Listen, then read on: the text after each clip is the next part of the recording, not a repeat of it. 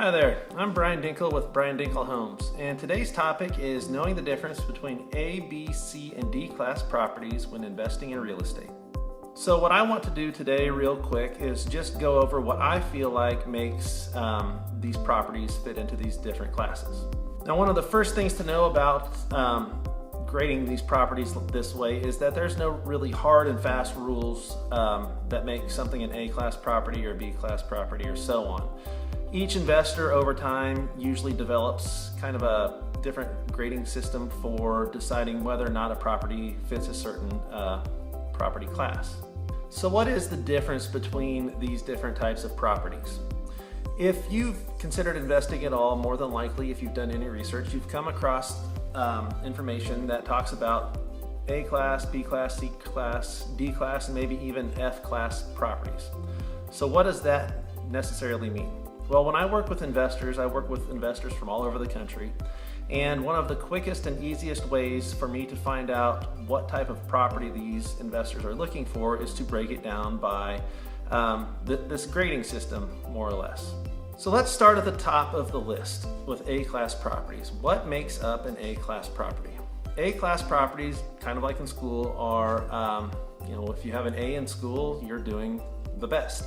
A-class properties are typically the best types of properties, but that doesn't mean that these are the best types of properties for real estate investing, or particularly your investing model.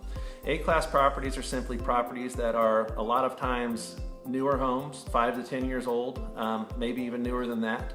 They could be older historic homes that are in very desirable neighborhoods, but these are homes that have been completely updated. They have had everything taken care of. There's not going to be much deferred maintenance that comes with a home that's this new and in this type of condition. These are homes that are close to a lot of the best amenities, restaurants, shopping. They are in the best school districts. People that live in these types of homes are generally higher income earners.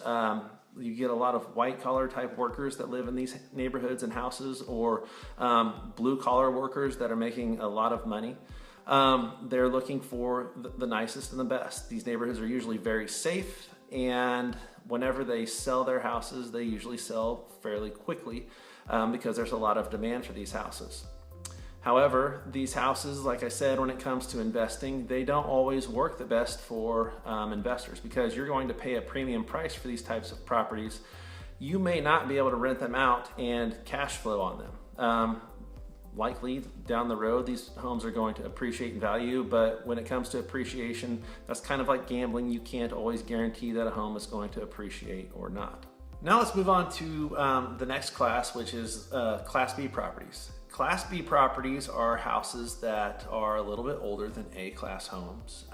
They are usually 20 to 30 years older, and because of that, you might end up running into some of those deferred maintenance costs, things like needing a new roof, needing a new HVAC unit, water heater. Sometimes, at least in the Kansas City area, houses that are in that age range, because of the way our soil conditions are, they start to develop foundation problems. But these are still good houses. One of the good things about B-class areas is they still have pretty good schools.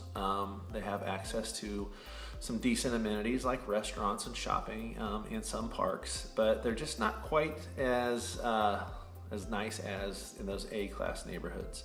The houses themselves, when it comes to a B-class house, price is less than an A neighborhood, so you have a better chance of cash flowing here.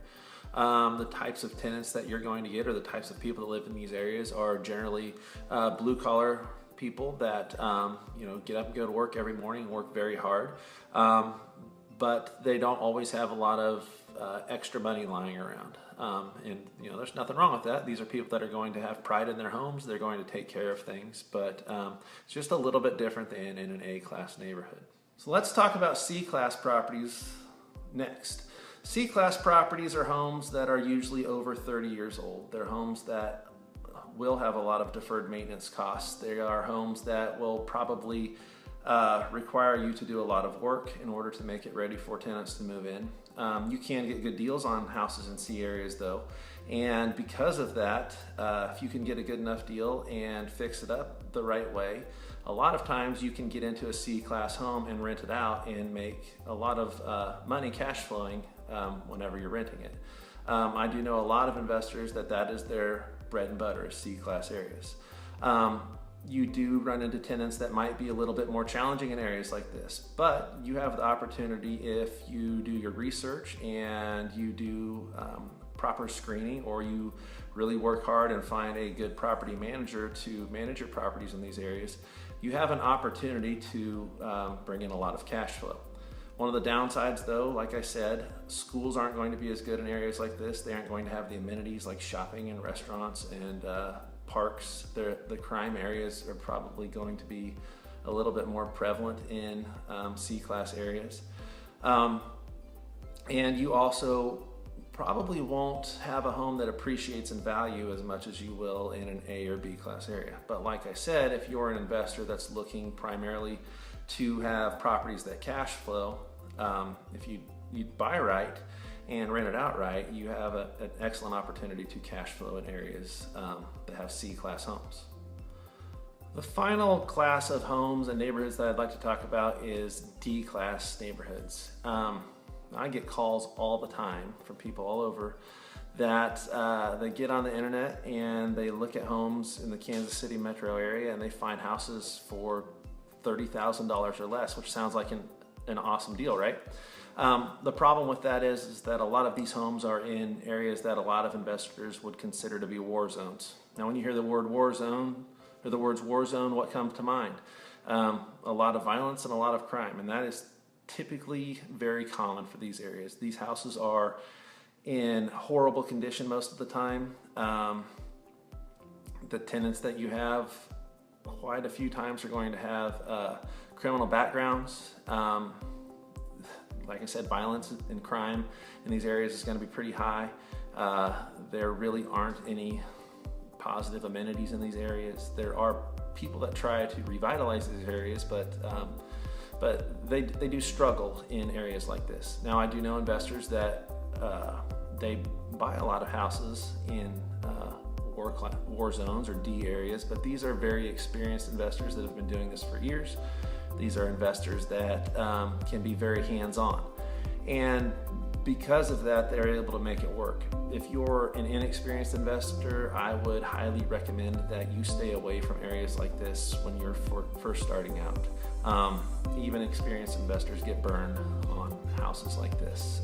It's pretty hard to collect rent here in these areas sometimes. Okay, so I know I went through the different classes of properties and neighborhoods pretty quick today, but I just wanted to give you guys a general rundown of how I break down houses and neighborhoods in the Kansas City metro when working with investors. If you have any questions about certain neighborhoods or certain houses in the Kansas City metro, just let me know. Easy way to contact me is to go to my website, briandinkelhomes.com, fill out the contact form or get my phone number off of there and give me a call, and I'm more than happy to help.